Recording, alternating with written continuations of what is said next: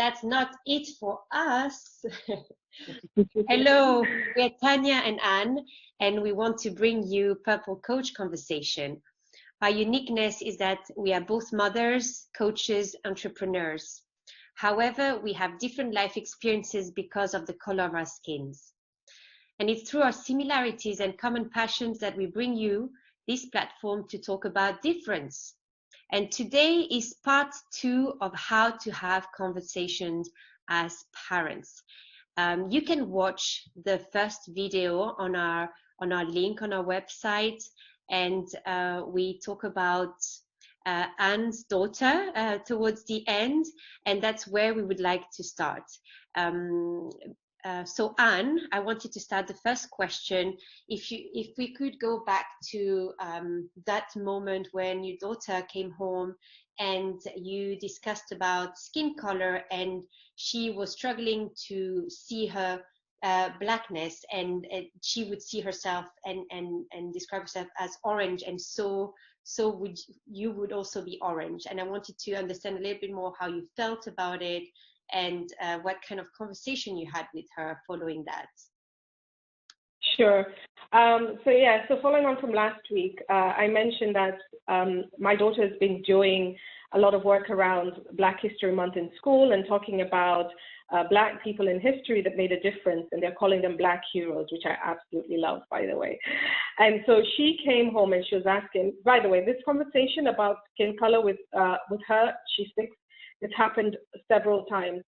And so the conversation developed to me trying to explain to her that she's also Black, and she could not understand it because she'd be looking at her skin and going, "Mommy, but I'm not Black, I'm brown." And we all, by the way, just a bit of side note for people who don't know me or my family. So we're all Black, but just different tones, like a lot of Black people. And so she's looking at her skin. She's a bit darker. She's about the same tone as me. Her father is darker, and my son is the tone between myself and their father. And so she would look at all 4 of us and place different skin colors and going, "No, Mommy, I'm not Black. She'd say brown, or sometimes she says something else, and then she'll say her brother is brown, but Daddy is Black, but I'm orange." So, it's this concept that also showed me that children, obviously, and we know this, can be very focused on the aspect of the skin tone as opposed to looking at it as a group of how society has categorized us. Now, it was really hard to try to get her understand that we are Black, and it was just a concept I tried and tried again. And if anyone else has any tips out there on how to do this successfully when you have lots of different tones in your family, please share. But the point of the story is, it was also a really sad moment when I asked her on a very serious note, "Okay, why don't you want to be considered Black?" And she goes, "Mommy, because Black people are always treated differently, and they're treated unfairly in comparison to white people or other people." And it really broke my heart for a 6-year-old to have already identified that and seen that. And I bring this up because she's had experiences in her school where she's been told that your skin looks dirty by someone who is white, referring to the skin tone of her color. Or, she'll talk about things. She's got a lot of friends who are not Black, and we'll talk about, "Oh, I want my hair to move like, their hair. I want my hair to move like Elsa's hair, or, to flow like Elsa's hair." And she's surrounded by beauty and images of that beauty and image is white. Now, as a parent, obviously, since she was very young, I've done a lot of work on buying her Black dolls and letting her watch cartoons that are around Black figures like Dr. McStuffin, where it's Black positive figures and so on. So she's also aware not only is beauty not only is there beauty in your Blackness and in your Black skin and in your Black Afro hair, but also there is achievement. So, and that's why I like the Dr. McStuffin series. You're also clever, and you're competent and all of that. So that was an interesting part of the conversations that I had with her. But Tanya, while we're talking about children and raising children and talking to them about issues about race, I think something else I'd like to bring up, and that's the concept that we as Black parents know that we will have to have conversations with our children, especially when they're teenagers, about their rights. And I'm talking about their legal rights. So, the stats are there. We've seen it. It's not just in the US. Here in the UK, stop and search you're way more likely to be stopped and searched as a Black person than if you're white.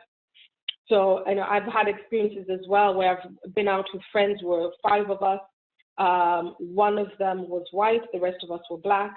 She was a girlfriend to one of the guys in the group. And we were accused of causing some kind of trouble or something, which is completely made up and false.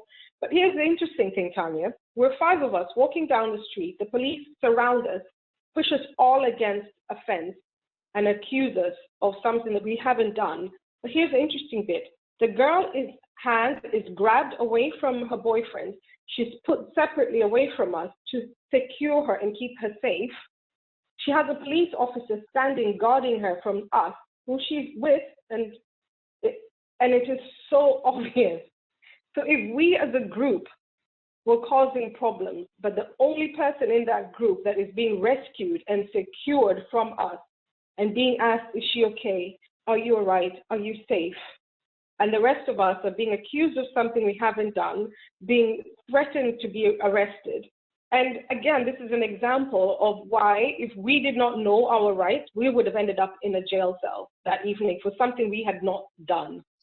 But we all knew, and we'd been all through that experience of you better know your rights. And we all said, I'm not going to go into the details, but after a long conversation, we all refused to give our details because we knew those details, our names and our address and all sorts of other things. And we're like, you've got to be charging me with something before I give you those details, or give me some example of, So anyway, the point is, I'm going to be raising my children, letting them know their rights and letting them know what they have and do not have to give to the police. And it's not about raising children to be difficult. Of course, I will raise them to be, well-mannered as possible, but I'll also raise them geared up for the world that we live in, which is, I can guarantee you, a very different conversation that I'm having with my white parents, my friends that are white parents, rather. Yeah, that's so powerful, and it kind of made me realize that, it's not a conversation that I had with my family. It wasn't needed, in the sense that, it's if you are, studying and you going through a normal kind of upbringing, you wouldn't need to know these rights, unless you start, I don't know, doing certain things that are outside certain rules, etc., etc. So here it's kind of saying, even though you doing things in the same path as maybe in a white family, you still have the risk of being treated differently, and that's what is called having privilege. This is what is white privilege. Sometimes when we hear this word white privilege, I know that a lot of white people think that it's also racist, but it's not. It's just saying that no matter what, whether you like it or not, you will be treated differently and you will be privileged if you're white versus Black. And that is realizing and understanding that. And I guess that for us, we also have a privilege, like we said in the part 1, for white people, we have the privilege to decide when we want to talk to our children about skin color and when we want to talk to our children about rights, because we have the privilege of choosing when the right time is. But actually, we should talk about it as soon as possible as well, and maybe the conversation will be slightly different, but it might be, if you go out and you're with diverse group of friends, you might see that people are treated in a different way, and for them to know that that's not right. They shouldn't be treated differently. They should be treated the same way, and they should be there to help them. when that happens, to say there's something wrong, and knowing the rights themselves, be able to someone who might not know their rights and help them in that way. And that's our role as parents.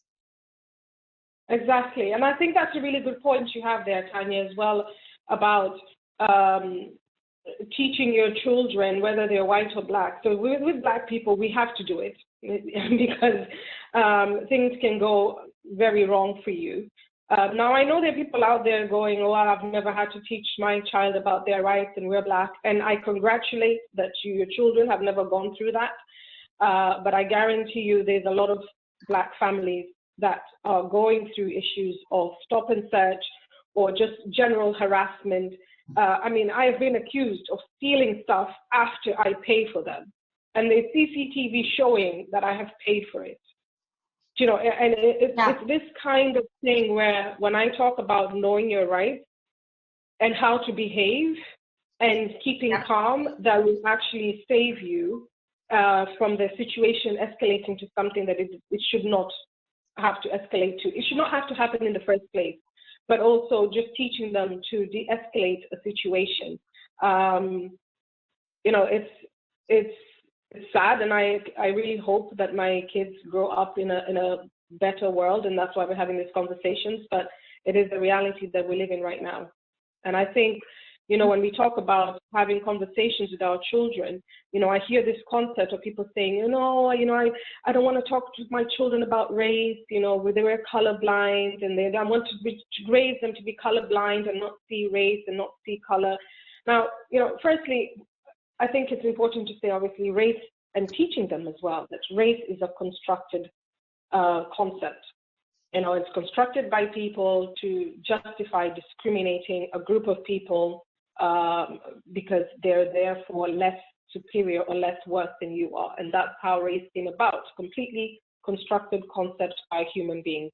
And I think it's important to teach children that and follow up with a concept that the only thing that differentiates us is this color of our skin. And that's basically based on how much melanin you have. You don't have to get technical, but you can put it as, you know, we're all created differently, all created beautifully, but there is no difference. And I think that's just an easier way for children to understand we're all the same, which is what we want to teach them, is that we're all the same. But on the flip side, we don't want to teach them about this concept of being colorblind. You know, I mentioned this in the last series. Children do see color. It's not just Black children. All children see color. And there is a danger in teaching them that color does not exist. There's a danger in teaching them something does not exist when it's clearly in front of them. Address it in a manner that will actually help them. And will also help you by, so this is just on a side note, it's, we talk about implicit biasness, and we all have it. It doesn't matter what background you are. And I know, Tanya, you'll speak about this a bit more about prejudice versus racism, but just on this note about implicit bias, there's a test done by Harvard, and it's called the implicit bias test. And I'll put the link on this series as well. So just go on there and test your own implicit bias, no matter what color you are. And it's quite interesting that sometimes we might be passing on our own implicit biases to our children without even knowing it. And it's quite an eye-opener. And I highly recommend it. We will pass on, we will pass on so many other things to our children. My supervisor in coaching used to tell me, because I do worry sometimes, you know, I work around emotions a lot with my children, but sometimes it's just like it's very difficult to be, you know, to find the right words, etc. And I told my supervisor sometimes that I feel so guilty, and he's like, you need to know that you will pass on things to your children. You're a parent. That you can't avoid that. You can't create a complete, you know, external creature to you. I mean, they will have things. They will get things from you. So yes, that brings us to this concept that, okay, you're gonna pass on your certain of your prejudices, and the way that, you know, you talk about certain things, they will, or the way you do not talk about certain things like color blindness, etc.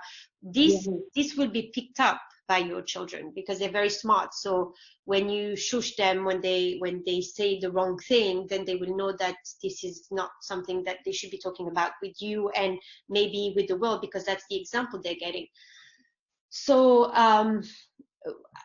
when you recognize that you have this prejudice, as long as you don't act on the prejudice, then it's not racism. You're not acting racist.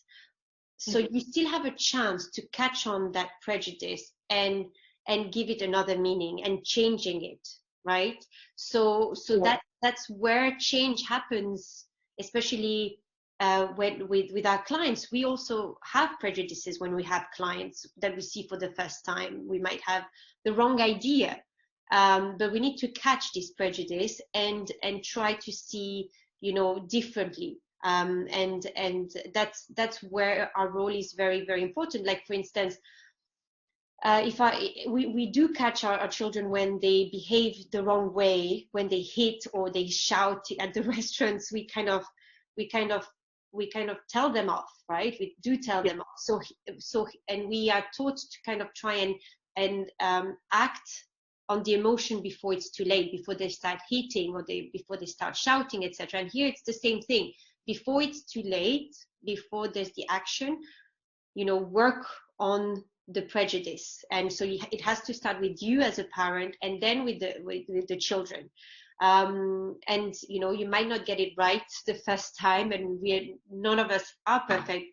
Both of us not perfect. We're both trying our best, and we want to have this conversation with you, and we want to evolve with you. So that's it. So when it comes to looks and how other children look and how they're all different, etc. It's kind of explaining to them what Anne was talking about, that race is a man-made word, but we need this word to talk about race. We need it. So we need to use the word like black and white. It's important to use these words to define the problem as well, right? When there's racism.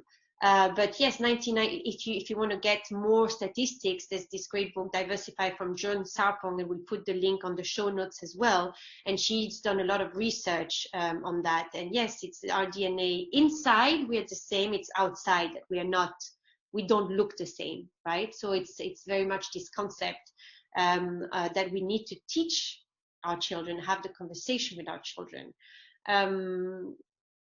So that's what we wanted to bring here, in the fact that it's the action versus what's happening in your mind, the prejudice, and how you can change that thought so that you will not act racist if you decide to act on the thought.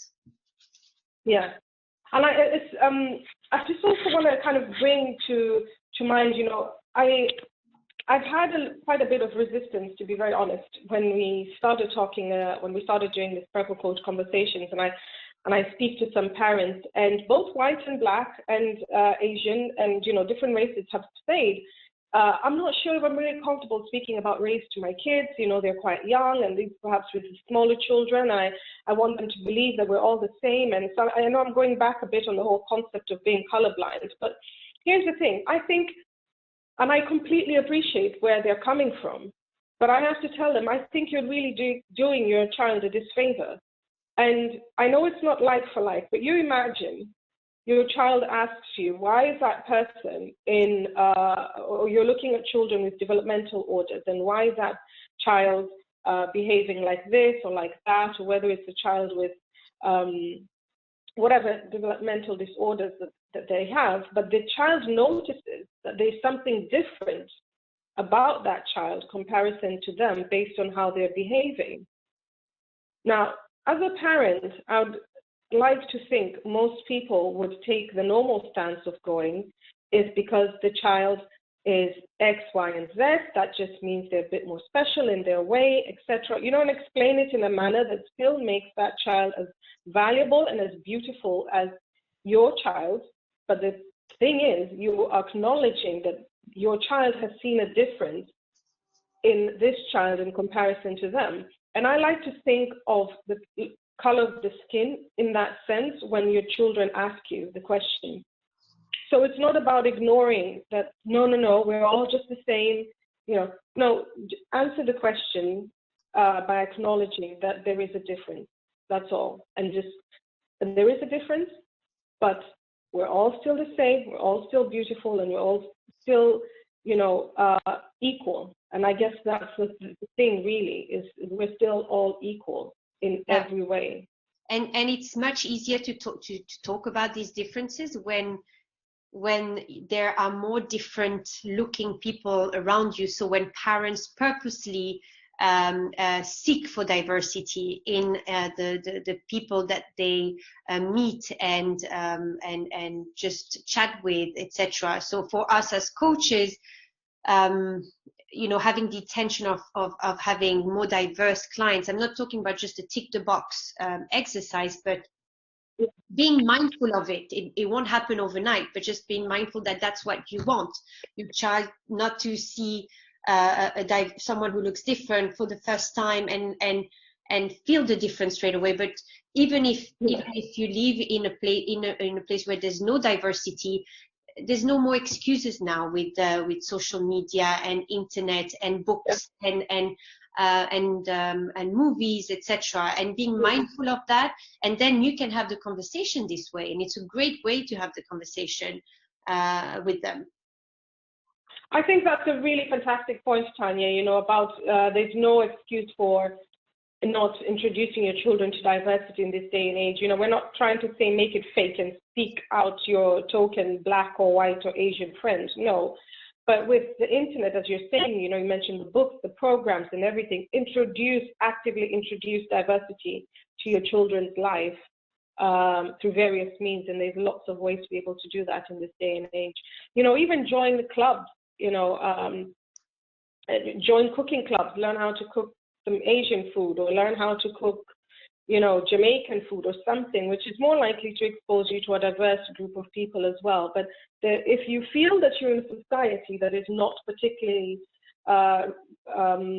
diverse, then take the responsibility of diversifying your group. The only thing that happens is that you grow as a human being at best. Yeah.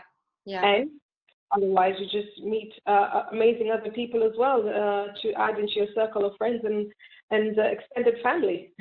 Exactly. No, definitely. And I, as we were discussing that as well, like I'm married to someone who is from Pakistan originally. So I have a diverse group of friends, not as diverse as I would like to, but diverse, more diverse than others. And I think that, this conversation has made me more aware of so many things, like understanding the privilege and the struggles that they might have gone through, and the fact that they're trying so hard to be accepted, or they've struggled to find their first job the same way as other people. And it's just made me more conscious of it and given me more empathy and realization that my life and their life and the way they were treated has been different. The journey has been different, and I'm more connected to them thanks to that, right? And also, well, I've got you as I'm so happy to have met you. Just having this desire to have this conversation and the work that we've done together. And it's just such a great journey, and it's a marathon, right? It's like we've been saying, it's going to be a marathon, it's going to be a long journey. And because those topics are so difficult for a lot of people to comment or to talk. But we are here because we want to say that we're not perfect, and we're doing our best, and we need your support and your conversations to keep this going. And just to finish off this second episode of the parenting, there's this sentence in Diversify, and everything will be on the show notes, so you can check it out as well. From Frederick Douglass, she's taken that quote, which we're going to use to finish off, which says, "It's easier to build strong children than to repair broken men." And women, obviously. So yes, we have to build our effort on our children and on the next generation, so that it's a better world. Yeah, I absolutely love that quote. Really sums it up for this session in terms of parenting. Great chatting to you as always, and we'll see you very soon for our next episode. Brilliant. Thank you, guys. As usual, would love to hear your thoughts, your comments. Please like, share, and get involved in the conversations. And thank you for being part of the conversation once again, and we'll see you next time. Bye.